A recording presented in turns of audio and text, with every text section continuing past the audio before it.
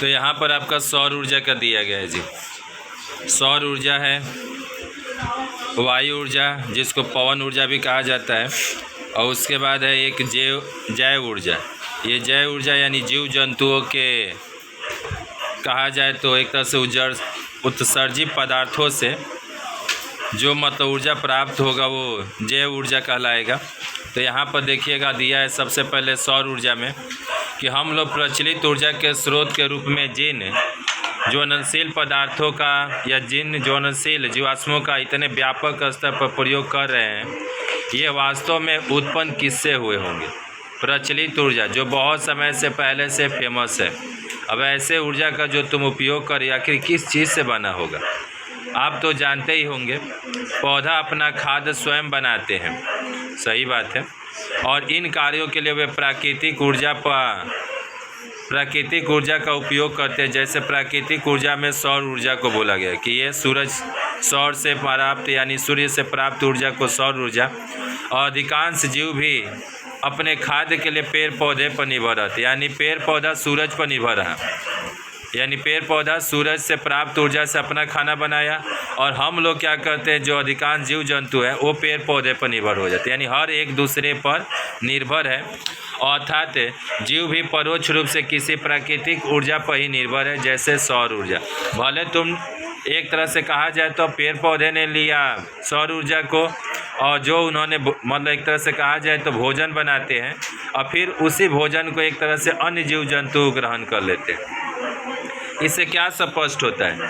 जीव और पौधे और जीवों के शरीर में कोई भी ऊर्जा परिवर्तित होकर मौजूद रहती है, जो है सौर ऊर्जा। इन पौधे और जीवों की मृत्यु के पश्चात उनका शरीर एक लंबे समय के बाद जमीन के नीचे ताप और दाब में के फलस्वरूप परिवर्तित होकर कोयला या खनिज तेल में परिवर्तित होते। देखिए ये लाइन को थोड़ा ध्यान कीजिएगा। कोई भी पौधा हो या कोई भी जीव जंतु हो, जब उनकी मृत्यु हो जाती है तो मृत्यु के पश्चात क्या होता है कि जो शरीर है ना, एक लंबा समय के बाद ज़मीन में के नीचे इतना ना ताप और इतना ना दाब है, दाब मतलब प्रेशर होता है, दबाव इतना ना प्रेशर है कि कोई भी अगर जो मृत शरीर है, जैसे ज़मीन के नीचे उसको दफनाया जाता है, रखा जाता है, तो क्या होगा, या तो कोयला में नहीं तो खनिज तेल में परिवर्तित हो जाएगा। अगला पेज पर चले जाइए। तो कोयला और खनिज तेल में भी कौन सी ऊर्जा परिवर्तित होकर मौजूद रहती है? क्वेश्चन दिया है तो सौर ऊर्जा। प्रत्यक्ष रूप से सौर ऊर्जा पर निर्भर न रहकर हम लोग प्रत्यक्ष रूप से इसका निर्भर नहीं रह सकते हैं। इसी बात को ध्यान में रखकर सौर कोष का उपयोग शुरू हुआ है। दिन के समय सूरज का जो प्रकाश है सीधे पृथ्वी पर आकर पहुंचता है, और उसे काम में लगाकर इसे सौर कोष के विभिन्न विद्युत को तैयार किया जाता है। बाद में सौर पैनल के साथ संयुक्त बैटरी इसका संचय किया जाता है, और रात के समय सूर्य के कम प्रकाश में इसका प्रयोग किया जाता है। यानी कहने का मतलब है कि दिन के समय सूरज के प्रकाश को क्या किया जाता है, सीधे जैसे पृथ्वी पर पहुंचता है तो उसको सौर कोष में एक तरह से उसको इकट्ठा कर लिया जाता है, और फिर उसको सौर पैनल के संयुक्त बैटरी से संचय करके सारे बिजली को इकट्ठा करने के उपरांत रात में इसका उपयोग किया जाता है। यहाँ पर आप देख सकते हैं कि सौर ऊर्जा द्वारा क्या क्या किन किन क्षेत्रों में कार्य होता है। तो सोलर लाइट जलाने में सौर पैनल का सौर ऊर्जा का उपयोग, solar cap, solar cooker, solar bike आता है कभी कभी एग्जाम में कि सौर ऊर्जा का उपयोग किन किन क्षेत्रों में किया जाता है। सोलर वाटर हीटर में सोलर सिंगल आजकल लग गए हैं, कहीं बिजली का कोई कनेक्शन का ज़रूरत नहीं है, सीधे आराम से अपना मतलब सूरज के लाइट से अपना जलता रहेगा। यहाँ तक कि सोलर मोबाइल चार्जर भी आजकल आ गया कि आपको किसी लाइन आने और जाने की चिंता नहीं करना होगा। विदेशों में सौर ऊर्जा का उपयोग काफ़ी समय से हो रहा है जी। हम भले हमारे देश में अभी नई मार्केट में आया होगा, पर विदेशों में बताया जाता है इसका जो प्रयोग है ना काफ़ी समय से हो रहा है। अब हमारे देश के विभिन्न स्थानों में व्यापक स्तर पर इसका उपयोग शुरू हो गया। क्या आपने कभी भी ऐसा उपयोग देखा है? अगर देखा है तो नीचे उल्लेखनीय कीजिए किस स्थान पर सौर ऊर्जा का उपयोग हो रहा है, ये बताना है तुम्हें। ज़्यादातर फैक्ट्री में हम देखते हैं। फैक्ट्री में आजकल क्या किया जा रहा है, या एयरपोर्ट पर, मतलब वहाँ पर भी क्या, या रेलवे स्टेशन पर भी जो ऊपर क्या किया जा रहा है कि जो छजनी टाइप का होता है, सेट मतलब जिसको हम लोग क्या कहते सेट करते हैं, तो सेट के ऊपर में क्या किया जाता है कि रखकर यही सोलर पैनल लगा देते ताकि ऐसे भी अपना पड़ा ही है, मानो कि एक तरह से छवा भी जाएगा, धूप से राहत मिल जाएगा, वर्षा या पानी जिससे भी कहा जाए, और दूसरा काम ये भी हो जाएगा कि आपका बिजली भी प्राप्त हो जाएगी। तो आशा कर सकते हैं कि आने वाले समय में सौर ऊर्जा का और अधिकांश उपयोग हम लोग भी देख पाएंगे।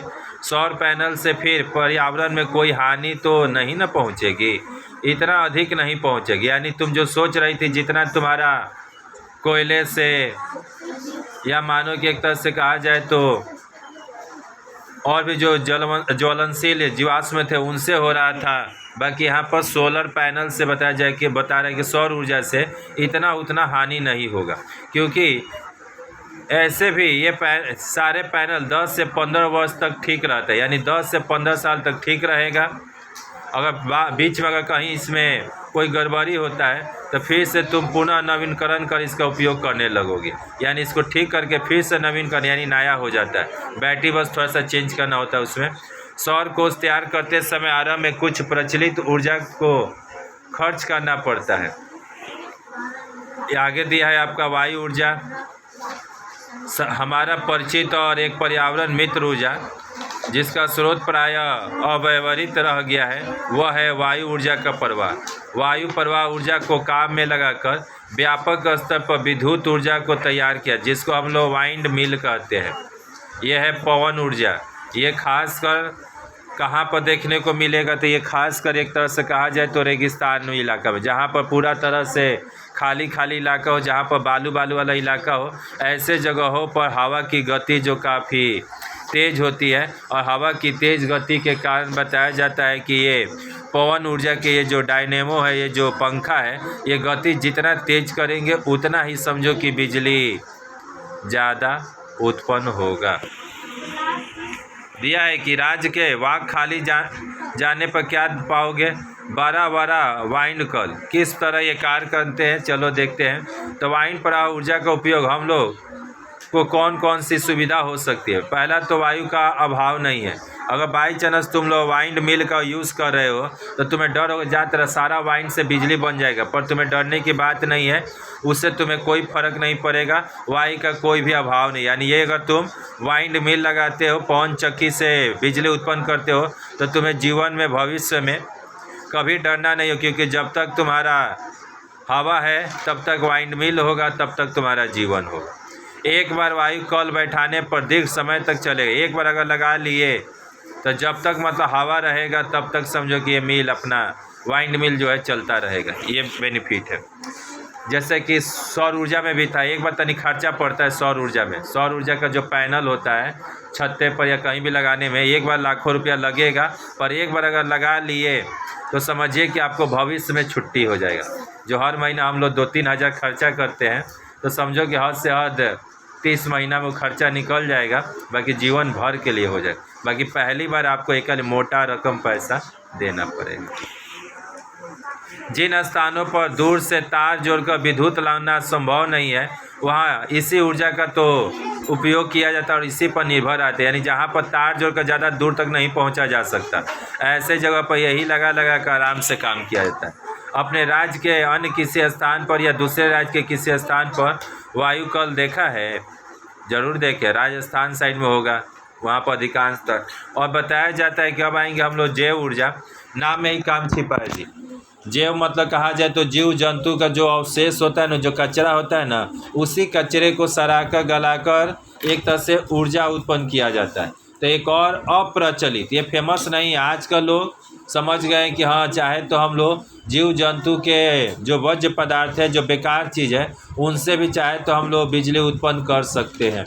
जैसे दिया है कि जैव वर्ज्य मतलब बेकार चीज़, हम लोग से भी वर्ज्य पदार्थ निकलता है। तो जैव उत्सर्जित पदार्थों से जैव गैस उत्पन्न होता है। मान लीजिए कि आपके मोहल्ले में किसी एक छोटा या बड़ा पशुशाला है जहाँ पशुओं को रखा जाता है, उनसे क्या उत्पन्न होगा? मल मूत्र। और या किसी मुर्गी का अथवा किसी मुर्गी का पोल्ट्री खाना होगा, उसके यहाँ पर भी मल या यूं ही बाहर फेंक देने पर पर्यावरण संबंधी समस्या पैदा हो जाती है। अब सोचो ना, पशुशाला और सारा गोबर ले जाकर लोग क्या करते हैं, नली में फेंक देते हैं।